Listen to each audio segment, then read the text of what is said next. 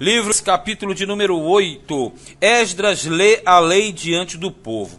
Este capítulo de número 8 ele é motivo de especulações. Por quê? Muitos estudiosos entendem que esse capítulo ele simplesmente foi colocado aqui como uma referência de união entre Esdras e Neemias. Porque a questão é que a referência de Neemias nessa época como governador, ele em todo relato, em momento algum, apareceu o sacerdote Esdras. Não apareceu. E somente aqui no 8 aparece. E como havia uma diferença de tempo entre a turma de Esdras e a turma de Neemias, então essa especulação surge. Então alguns comentaristas pensam que, na verdade, esse texto ele foi colocado aqui e Neemias acoplado junto a Esdras para dar um sentido de fortalecimento à obra de Neemias.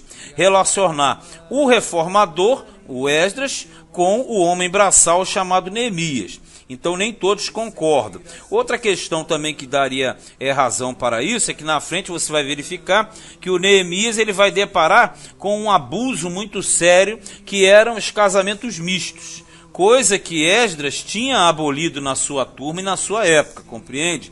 Então se Esdras estivesse presente ali, a tendência é que aquela situação não teria se agravado. Por quê? Porque justamente na época de Esdras, ele tinha abolido a situação dos casamentos mistos. Então, por essas e outras, surgem especulações acerca de que ambos não estavam juntos em Jerusalém. Já por outra parte, se você quiser entender dessa forma, não é tão difícil, porque a questão é que Esdras seria contemporâneo de Neemias, porém com idade mais avançada. E ele talvez tivesse retornado a Jerusalém para dar um peso espiritual àquela obra que na verdade era física e braçal. Mas você não pode brigar por nada disso. A verdade é que a escritura ela não vai mudar, a narrativa não vai mudar. A questão é que existe uma afirmação de ambos juntos aqui, que na questão cronológica tem uma dificuldade muito grande de ser comprovada. Mas vamos ler capítulo 8, verso 1. E chegado o 7º mês, e estando os filhos de Israel nas suas cidades, todo o povo se ajuntou como um só homem na praça, diante da porta das águas.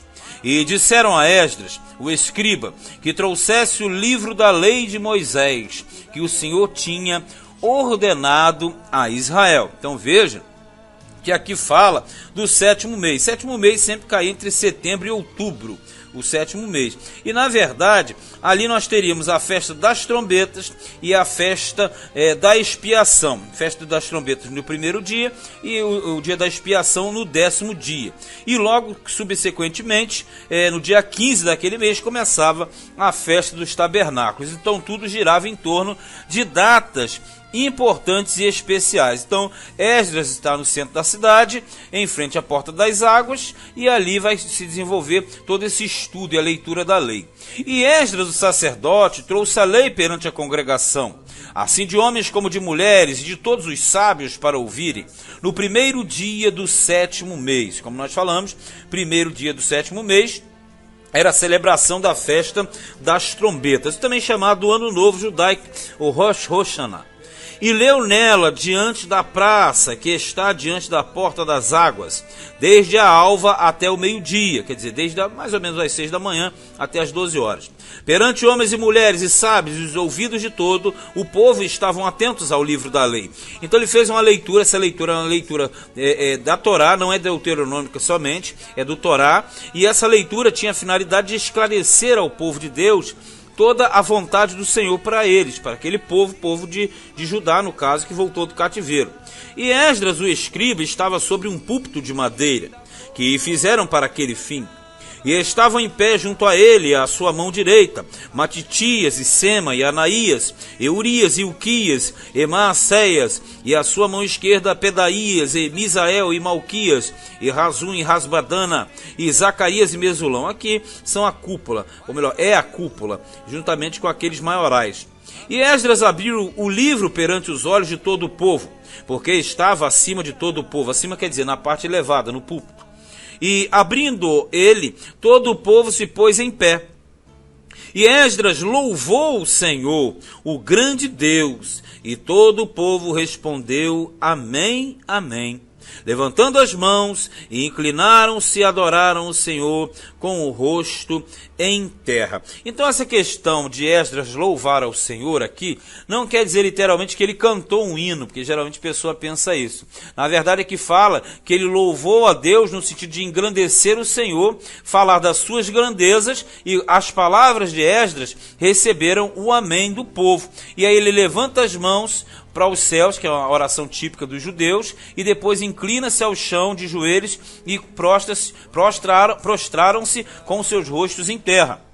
E Jesua, e Bani, e Serebias, e Jamim, e Acube, e Sebetai, e Rodias, e Maacéias, e Quelita, e Azarias, e Josabade, e Hanã, e Pelaías, e os levitas ensinavam o povo na lei, e o povo estava no seu posto. Vamos entender. Enquanto Esdras lia do púlpito, o povo, aqueles levitas e os que estavam instruídos, ficavam no meio do povo, esclarecendo com minúcias aquilo que Esdras transmitia da lei.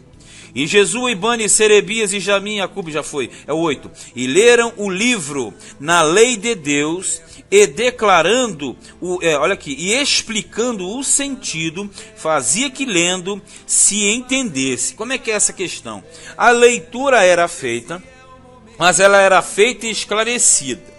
E aqueles que estavam no meio da multidão faziam entender aqueles que não tinham facilidade da compreensão daquela leitura, ok? Aí aquela questão, esse explicando, esse esclarecimento, ele dava-se por dois motivos. Um, porque o povo estava muito tempo fora, afastado da lei de Deus, não tinha contato. Dois, o que acontece é que eles, o povão que voltou do cativeiro, praticamente tinha mais um conhecimento do aramaico do que propriamente do hebraico. E como a escritura estava em hebraico, havia necessidade de se explicar traduzindo o sentido do hebraico para o aramaico, que era justamente a língua que eles falavam mais. Então, a finalidade desse esclarecimento era trazer a verdadeira compreensão, porque muitos que ouviam Esdras pronunciar as palavras em hebraico não tinham uma perfeita compreensão daquilo. Então eles explicavam o sentido dessas palavras que ele ia recitando.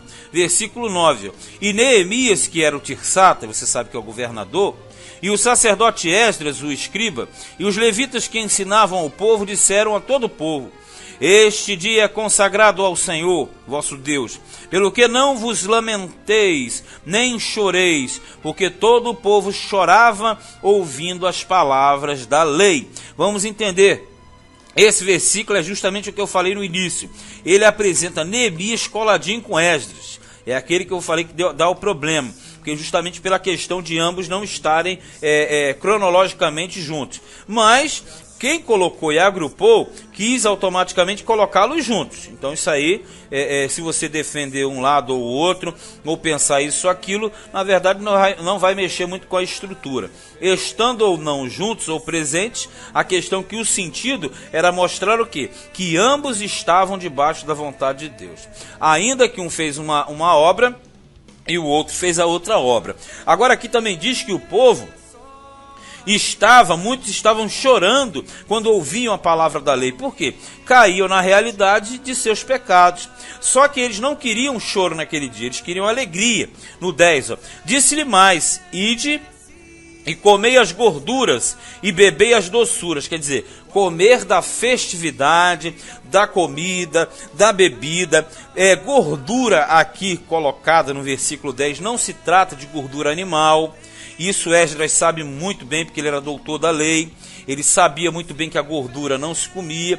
Então aqui não está falando da gordura animal, não está falando disso, está falando da gordura vegetal. A gordura citada aqui é a gordura do azeite.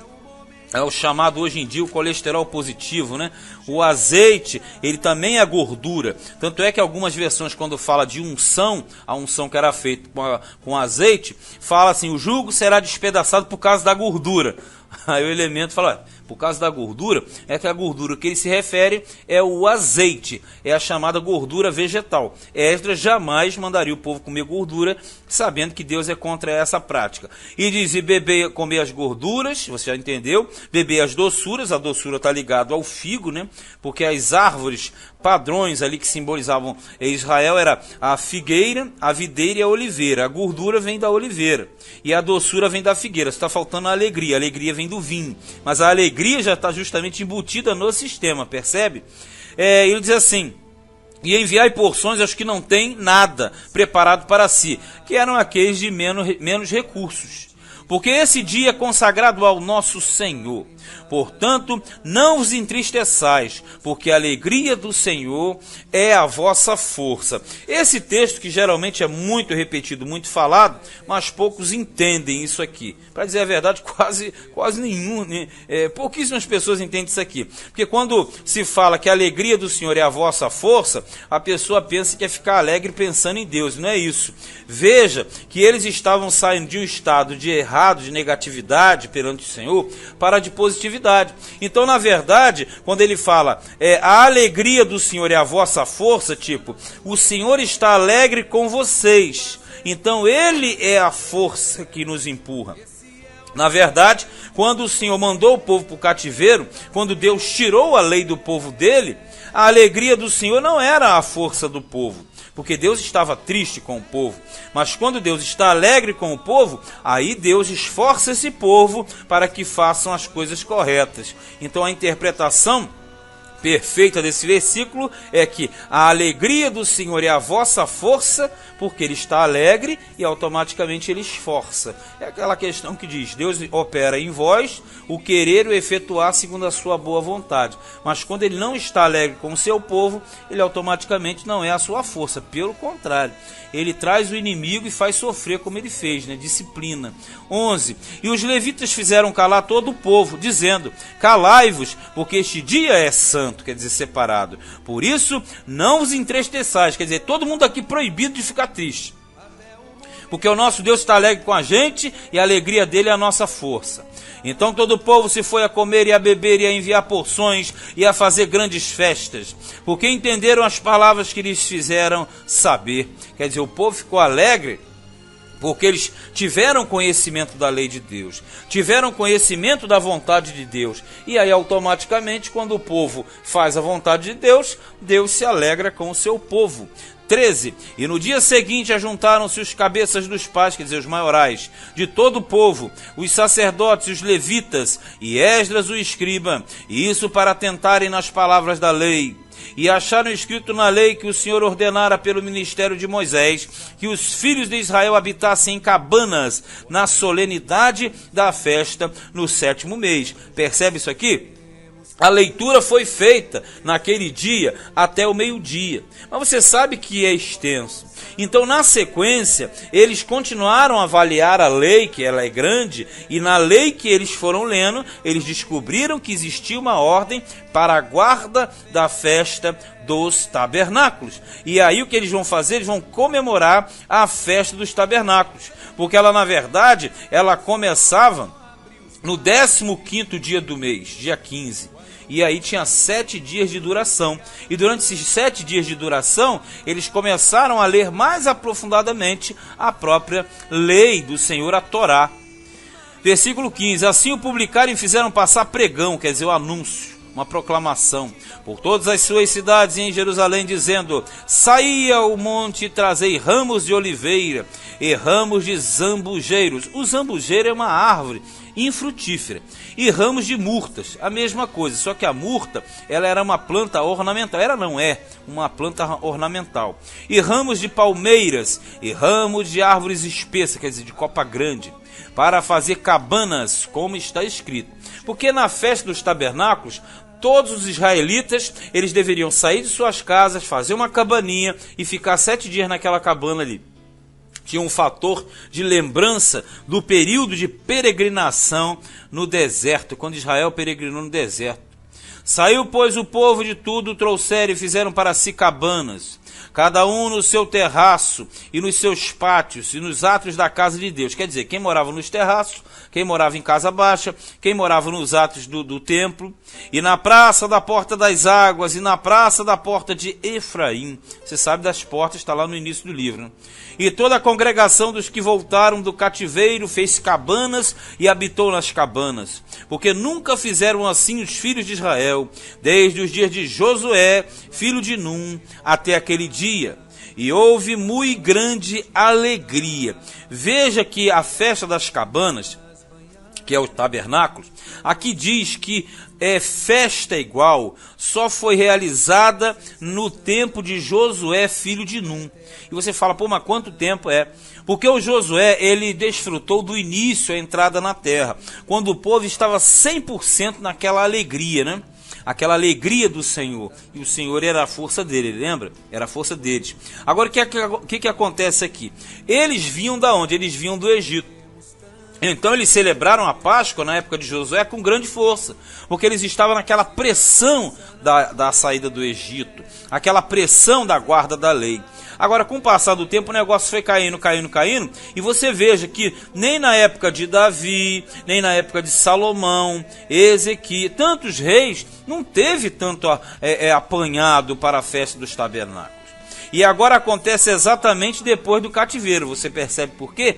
A conotação é direta. Porque o cativeiro também foi uma espécie de Egito. E quando eles foram para o cativeiro, na verdade eles voltaram a peregrinar como peregrinavam após a saída do Egito. Porque saíram de sua terra e foram para uma terra estranha. Ou melhor, terras estranhas. Então, no caso, agora, com a volta para a terra, e com o arroxo, e com a leitura da lei, todo o povo alvoroçado praticaram e realizaram a festa de dos tabernáculos com grande ímpeto. Então, por isso que diz que não houve tão igual desde os dias de Josué, filho de Num, até aquele dia. E houve muito grande alegria, porque sempre depois de um grande arroxo, o povo de Deus valorizava as coisas. E aqui, depois do Egito, eles valorizaram. Depois do cativeiro, valorizaram também. Verso 18. E de dia em dia ele lia o livro da lei de Deus, desde o primeiro dia até ao derradeiro. E celebraram a solenidade da festa 7 dias. E, no 8º dia, a festa do encerramento, segundo o rito. Quer dizer, segundo o ritual. Porque, na verdade, o ritual mandava que fosse feito daquela forma. É o que está lá em Deuteronômio, capítulo 31, versículos de 10 a 13. Então veja que de dia em dia ele lia o livro da lei de Deus, desde o primeiro até o derradeiro. Então, na verdade, quando nós temos a primeira leitura, é aquela leitura inicial. Mas quem estuda a Bíblia, como você ouvinte com certeza estuda comigo, você sabe o quanto é difícil você ler a Escritura, principalmente os livros da lei, de uma forma tão rápida. Só numa aula nós gastamos o que ali? Praticamente 3 horas, e no máximo quando lemos são 6, 7 capítulos. Então, eles tiveram toda aquela semana para abordarem os aspectos da lei, e assim, sabendo da lei, eles tinham consciência do seu erro, da sua transgressão, do seu pecado. E quando o povo de Deus conhece o pecado, conhece as infrações, automaticamente começam a abandonar seus erros. Então, este foi livro de Neemias, capítulo de número 8.